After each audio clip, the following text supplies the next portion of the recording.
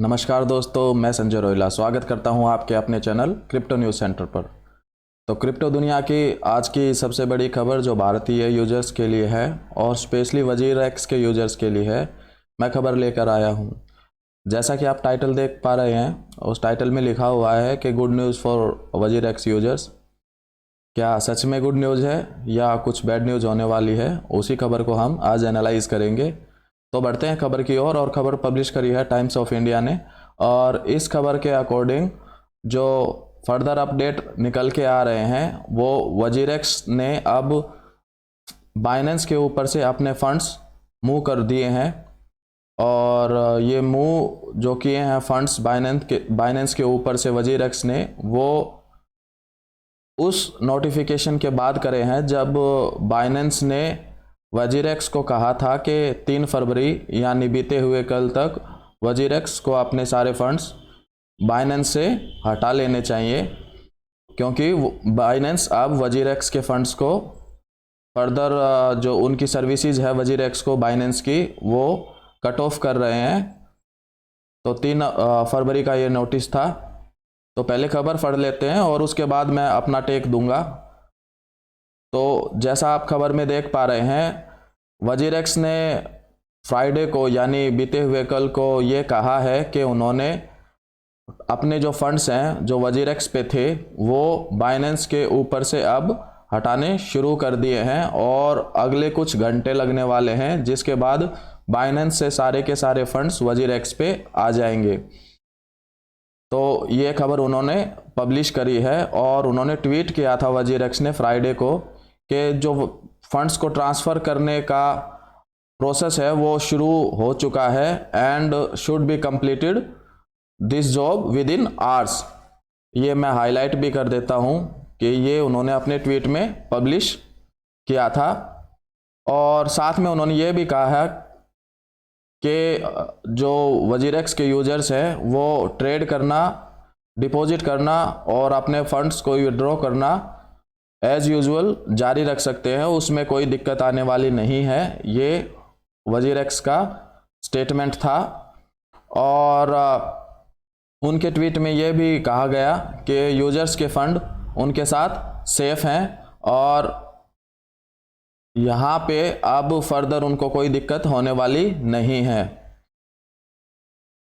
अब कितना fund transfer हुआ है बाइनेंस से वजीरएक्स को, ये अमाउंट अभी वजीरएक्स ने डिस्क्लोज नहीं करी है, तो ये कंसर्निंग मैटर है। तो जल्दी ही शायद आने वाले टाइम में ये डिटेल भी हमारे सामने आ जाएगी कि कितना फंड बाइनेंस से वजीरएक्स को ट्रांसफ़र हुआ है।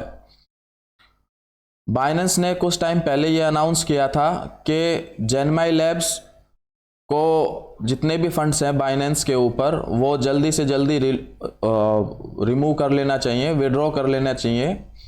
और उसके पीछे उन्होंने कारण जो दिया था वो ये दिया था कि वो जेनमाई लैब्स या वजीरएक्स, अब वजीरएक्स की पेरेंट कंपनी है जेनमाई लैब्स, तो वजीरएक्स और जेनमाई लैब्स को एक ही कंसिडर करना चाहिए। चाहे मैं वजीरएक्स कहूँ या जेनमाई लैब्स कहूँ, दोनों का मीनिंग एक ही समझना चाहिए।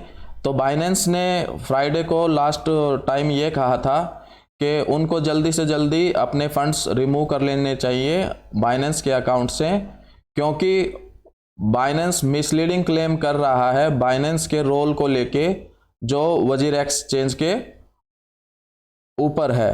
बाइनेंस ने ये कहा है कि जेनमाई जो वॉलेट सर्विस है वो सिर्फ टैक्स सोल्यूशन प्रोवाइड करता है वजीरएक्स एक्सचेंज को, और बाइनेंस पूरी वजीरएक्स एक्सचेंज को एक्वायर नहीं किया है कभी भी।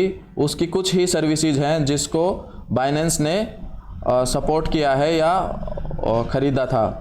अब ये सारी कहानी आपको बताता चलूँ, वो कहानी शुरू हुई थी नवंबर 2019 में, और नवंबर 2019 में जो खबर आई थी तब बाइनेंस ने ये अनाउंस करा था कि उन्होंने वजीरएक्स को एक्वायर कर लिया है, एक्विजिशन कर लिया है। और तब से सारी की सारी चीज़ें जो थी ये सही चल रही थी। दिक्कत कहाँ हुई? दिक्कत हुई अगस्त 2022 में, जब एनफोर्समेंट डायरेक्टरेट ईडी जो है इंडिया की, उनके छापे पड़ने लगे क्रिप्टो एक्सचेंजेस पे और जब उनसे सवाल जवाब किए जाने लगे वजीरेक्स से ईडी के द्वारा, तो ये बात सामने निकल के आई कि वजीरेक्स को ओन करता है बाइनेंस, और उसके फंड्स और P2P ट्रांजैक्शन या क्रिप्टो ट्रांसफ़र से रिलेटेड जो भी जानकारी है वो बाइनेंस के पास है, वजीरेक्स के पास नहीं है। तो इन शॉर्ट वजीरेक्स ने अपना पल्ला झाड़ लिया और बाइनेंस के ऊपर ये कह दिया था कि सारी जो वजीरेक्स है वो बाइनेंस होल्ड करती है और उन्हीं से ही सवाल जवाब सारे जो है वो होने चाहिए, ये सार निकाल लेना चाहिए। तो जब ये ईडी का रोल इन्वॉल्व हुआ तो सडनली बाइनेंस ने भी अपना पल्ला झाड़ लिया और बाइनेंस ने बिल्कुल मना कर दिया कि वो वजीरेक्स को ऑन करता है। अब ये झगड़ा तभी से चल रहा था, ट्विटर पे भी काफ़ी लड़ाई हुई थी, झगड़ा हुआ था। जो बाइनेंस के सीईओ हैं सीजी जेंगपेंग जाओ, उन्होंने ये कहा था कि हम जो क्रिप्टो एक्सचेंज है वजीरेक्स उसको ऑन नहीं करते हैं, हम कुछ ही ऐसी सर्विसेज हैं बाइनेंस की वजीरेक्स की जो हम सपोर्ट प्रोवाइड करते हैं उसको। जबकि वजीरेक्स के जो सीईओ हैं निश्चिल सेठी जी, उनका ये कहना था कि सारे के सारे जो वजीरेक्स है उसको ऑन करता है बाइनेंस। तो ये सारा झगड़ा तभी से चल रहा था। अभी जो रिसेंटली कुछ दिनों पहले ही बाइनेंस ने ये कहा कि वजीरेक्स को जल्दी से जल्दी अपने जितने भी फंड्स हैं वो विड्रॉ कर लेने चाहिए बाइनेंस के ऊपर से।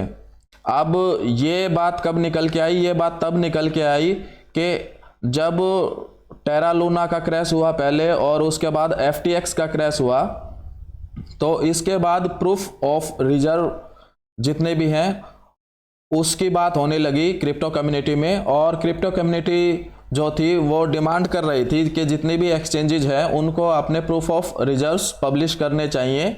और ये जो काम है सबसे पहले CoinDCX ने शुरू किया, उसने अपने पब्लिश शुरू किए प्रूफ ऑफ रिजर्व करना।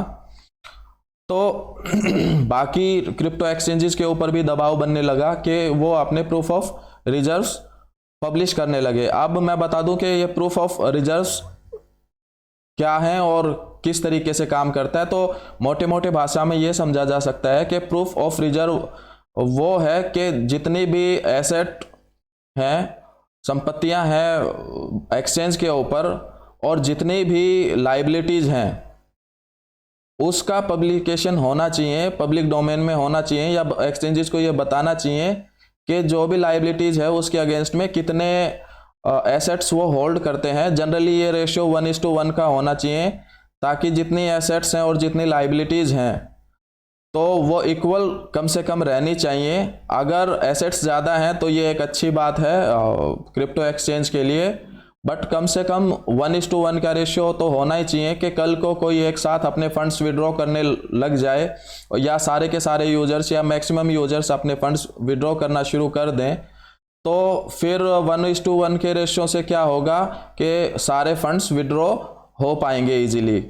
तो धीरे धीरे सारे एक्सचेंजेस ने यूट्यूब कम्युनिटी या बाकी जितने भी क्रिप्टो कम्युनिटीज़ थे उनके प्रेशर में आके अपने प्रूफ ऑफ रिजर्व्स पब्लिश करना शुरू कर दिया। और जब ये प्रूफ ऑफ रिजर्व्स पब्लिश होने शुरू हुए तो वजीरेक्स ने भी अपने प्रूफ ऑफ रिजर्व्स पब्लिश किए और उस रिजर्व्स में ये निकल के आया कि 90% जो वजीरेक्स के रिजर्व्स थे वो बाइनेंस के ऊपर रखे हुए हैं। तो वहीं से ये सारी कहानी शुरू हुई और कुछ टाइम पहले ही बाइनेंस ने फिर ये कहा कि वजीरेक्स को जल्दी से जल्दी ये प्रूफ ऑफ रिजर्व्स के जो शो कर रखे हैं या जो भी फंड्स वजीरेक्स के बाइनेंस के ऊपर हैं वो विड्रॉ कर लेने चाहिए, क्योंकि वो वजीरेक्स की सर्विसेज बंद करने वाले हैं, शट डाउन करने वाले हैं। उसके बाद वजीरेक्स ने इमीडिएटली इस पे काम करना शुरू किया और ट्वीट के द्वारा ये बताया कि हमने ये फंड्स विड्रॉ करने की प्रोसेस है बाइनेंस से वो शुरू कर दी है और कुछ ही घंटों में ये प्रोसेस कंप्लीट हो जाएगी। हालांकि उन्होंने ये नहीं बताया कि कितने फंड्स हैं जो बाइनेंस के ऊपर है, कितनी अमाउंट के फंड्स हैं जो बाइनेंस के ऊपर है।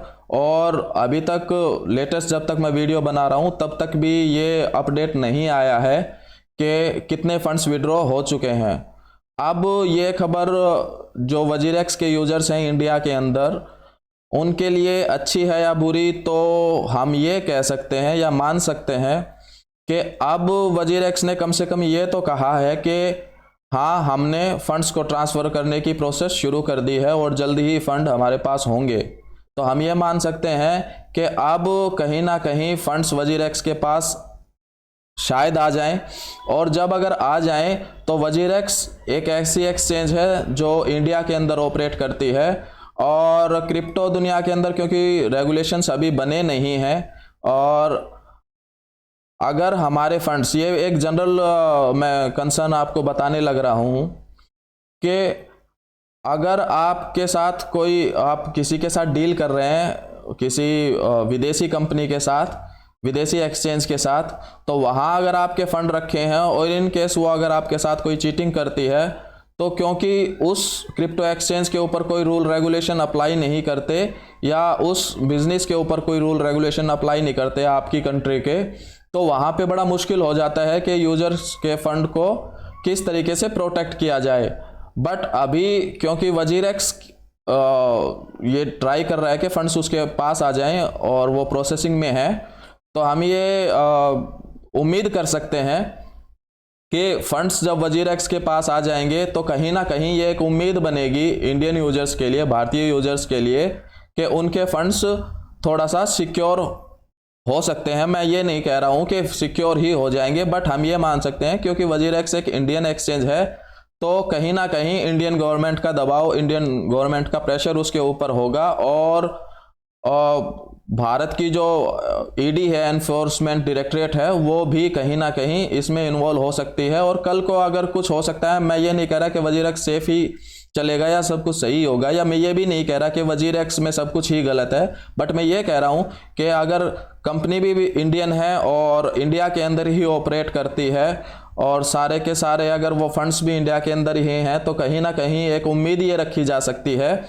कि भविष्य में हमारे फंड्स को लेके कुछ तो एटलीस्ट एक उम्मीद बनी है कि शायद हमारे फंड्स सिक्योर हों। या इन शॉर्ट ये है कि क्रिप्टो मार्केट तो कंप्लीटली रेगुलेशंस नहीं होने के कारण अभी अनरेगुलेटेड है, तो कोई भी अभी सिक्योर नहीं है, चाहे इंडियन एक्सचेंज हो या किसी फॉरेन एक्सचेंज हो। बट अगर इंडियन एक्सचेंज है तो कहीं ना कहीं गवर्नमेंट के पास ये ऑप्शन होता है कि वो कुछ रिक्वायर्ड स्टेप्स ले सके जिससे कि कस्टमर के जो राइट्स हैं वो प्रोटेक्टेड हो सकें, उनके फंड्स जो हैं वो प्रोटेक्टेड हो सकें। तो दोस्तों मेरा ये टेक था, आपको क्या लगता है? अगर आप इसमें सहमत हैं तो भी कमेंट करें, और अगर आप इसके अगेंस्ट में या इससे असहमत हैं तो भी आप अपने कमेंट सेक्शन में ज़रूर करें। तो दोस्तों ये थी आज की बड़ी अपडेट वजीरेक्स से। कैसा लगा आपको ये हमारा वीडियो? कृपया वीडियो को लाइक करें, कमेंट सेक्शन में कमेंट जरूर करें और हमें बताएं कि वीडियो कैसा लगा, और चैनल को सब्सक्राइब करना ना भूलें। मिलते हैं अगले वीडियो में, तब तक के लिए नमस्कार।